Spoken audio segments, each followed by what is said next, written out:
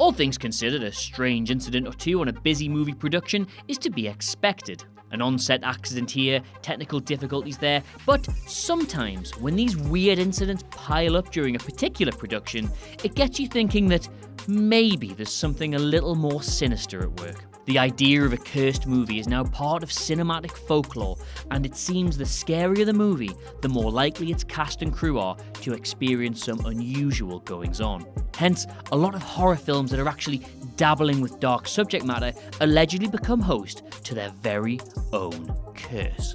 I'm Adam from WhatCulture.com, and these are 6 horror movie sets that were definitely cursed. I'm probably gonna have to knock the scary voice off now. Number 6. The Innkeepers. While director Ty West was shooting his acclaimed horror homage, The House of the Devil, he and his cast and crew stayed at a real-life haunted hotel, the Yankee Peddler Inn in Torrington, Connecticut. Both staff and guests have experienced supernatural goings-on over the years, from ghostly apparitions and strange phantom smells to rocking chairs moving of their own accord and doors opening and closing by themselves. Being a seasoned horror director though, West lapped up the scary stories and both set and filmed his next movie, The Innkeepers, there. It tells the tale of the hotel's final days in business, during which 2 employees and paranormal enthusiasts are determined to uncover the mystery of its resident ghost. Naturally, it made logistical sense for cast and crew to stay at the hotel once more, and they too became victim of its paranormal activity. West's TV would turn on and off spontaneously, and lights would constantly burn out in his room, and star Sarah Paxton would wake up in the middle of the night while many crew members were plagued with vivid dreams throughout filming. Number 5. The Conjuring and The Conjuring 2. It seems that the dead and the demonic really aren't into paranormal investigators Ed and Lorraine Warren, because when director James Wan decided to bring their investigations to the big screen in 2013's The Conjuring, a whole host of weird things befell the cast and the crew. The Conjuring star Vera Farmiga was so unnerved throughout filming that she refused to even bring a script home with her, and later reported finding 3 mysterious claw marks on her laptop. A random fire also broke out at the hotel cast and crew were staying at, and Wan's pet puppy reportedly started growling at thin air one night while the director was working on the script. Not only that, but phone calls with the real-life Lorraine Warren would constantly be staticky and frequently cut out. Despite the studio actually getting a priest in to bless the set, its sequel didn't fare much better either. Filmed on a haunted soundstage at Warner Brothers Burbank Studios, which probably wasn't the brightest idea all things considered, the crew reported heavy curtains moving randomly by themselves while the sounds of disembodied drilling and hammering could be heard coming from underneath the stage. Number 4. Twilight Zone, the movie. The tragedy, or rather the incident of gross negligence on the part of director John Landis, that struck the set of 1983's Twilight Zone has gone down as one of the worst on-set accidents in cinema history. Actor Vic Morrow was shooting a scene during the Vietnam War in which his character saves the lives of 2 young local children, played as they were by 6-year-old Renee Shin-Yi Chen and 7-year-old Maisa Din Lee. Set in a village under attack by US troops, an explosion caused a helicopter to spin out of control and crash into the trio, decapitating Morrow and crushing the 2 children. Sounds more like a tragic and completely avoidable accident rather than a cinematic curse, right?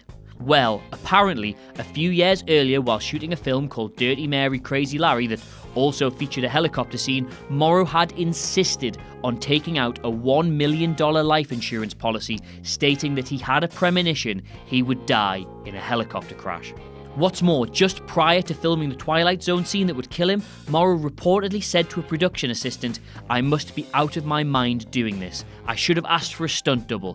What can they do but kill me here, right?" Number 3. The Amityville Horror. Both of them.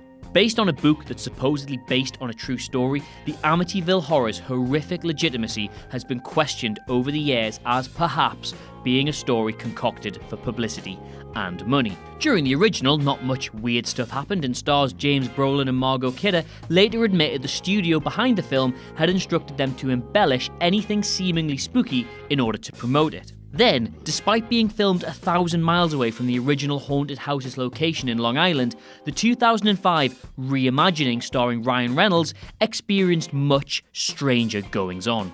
Cast and crew members would find themselves randomly woken up at 3:15 a.m, the exact time the original murders took place, and the body of a dead fisherman washed up on the shore next to filming.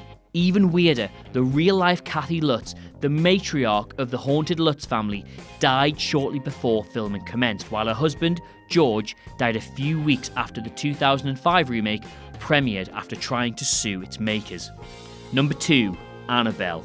Apparently, James Wan didn't learn from his spooky experiences directing the first Conjuring movie, because the very next year he was producing yet another Ed and Lorraine Warren-related film, the evil doll spin-off Annabelle. Although the Warrens don't feature in the movie, it seems the bad luck associated with them and their freaky doll still infiltrated the set of Annabelle. Similar to the paranormal attack endured by Vera Farmiga's laptop during the making of The Conjuring, another 3 claw marks mysteriously appeared on set that looked uncannily like the 3-clawed demon that possesses Annabelle in the movie.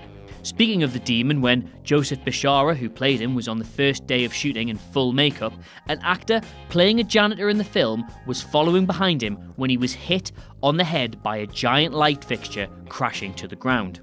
Now, you could try and explain that away as just another on-set accident, but in the original script for Annabelle, a janitor character was killed by having a giant light fall on his head. Though the scene was cut from the finished movie, that's still incredibly spooky. Number 1. The Possession. While a possessed wine cabinet is a scary enough thought alone for anyone who enjoys a tipple or two every now and then, hi ma'am, some even more hair-raising antics occurred on set of The Possession. Star Jeffrey Dean Morgan, a self-confessed skeptic, recalled that while filming important scenes, lights would suddenly explode mid-take and cold gusts of air would inexplicably invade the set. Not long after filming had wrapped, the movie's props were placed in storage in case any reshoots were needed. The storage facility ended up burning to the ground, taking the replica box with it, and the cause of this fire has never been determined. At one point during filming, the crew received an offer from the box's real owner to have it transported to the set, but producer Sam Raimi and scriptwriter Juliet Snowden weren't too keen on the idea and politely declined his kind offer. Just as well, really. The Force is with us. What Culture Star Wars is our brand new channel dedicated to all things Star Wars. We got lists, we got news, we got editorials, we've got ups and downs. We'll be covering everything to do with Star Wars, past, present, and future. It doesn't matter whether you're a prequels kind of person, an original trilogy purist, or if you just really love the sequels. If you love Star Wars, this will be a safe, positive space to come and relax, chug some blue milk, and maybe even have a death stick or two. In the meantime, it would be very droopy McCool of you if you could subscribe to the channel and follow us on social media so you don't miss any of our uploads going forward. That's all for now though. I've been Ewan, and until next time, may the Force be with you. Bye!